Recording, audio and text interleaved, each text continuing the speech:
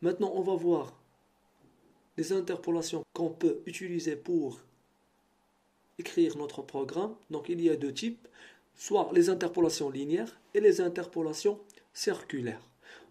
Pour les interpolations linéaires, l'outil se déplace suivant une droite de la position actuelle à la position finale.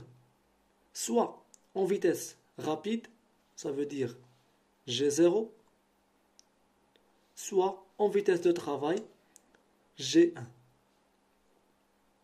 Donc pour la vitesse G0, donc elle est donnée par le constructeur de la machine, donc c'est pas la peine de l'introduire.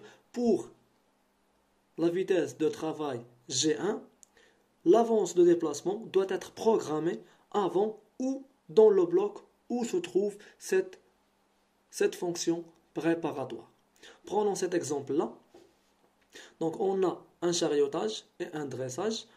On a 4 points donc, qui construisent la trajectoire de l'outil, donc soit D, A, B et C. Donc l'outil va venir au point A à une vitesse rapide. Donc G0. Donc on va mettre G90, c'est la programmation absolue par rapport à l'origine programme. Donc les coordonnées de A sont Z0 et X 20.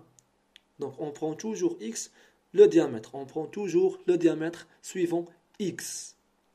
Donc on va mettre G90, G0, la vitesse rapide, X20, Z0. Pour le point B, donc là on commencera les unages. L'outil entrera en contact avec la pièce. De A à B, l'outil va avancer avec la vitesse de travail. Donc ici on a G1, G95 suivi de l'argument F.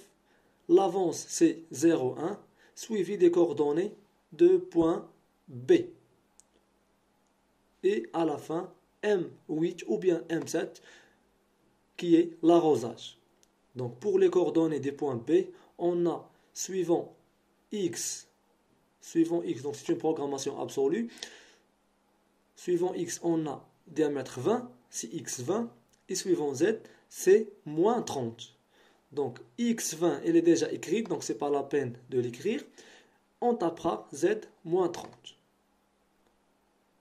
Pour le point C, on a X40 et Z moins 30, donc c'est pas la peine de la répéter. Pour le retour du point C au point D, l'outil utilisera la vitesse rapide, donc c'est G0, X60 et Z15.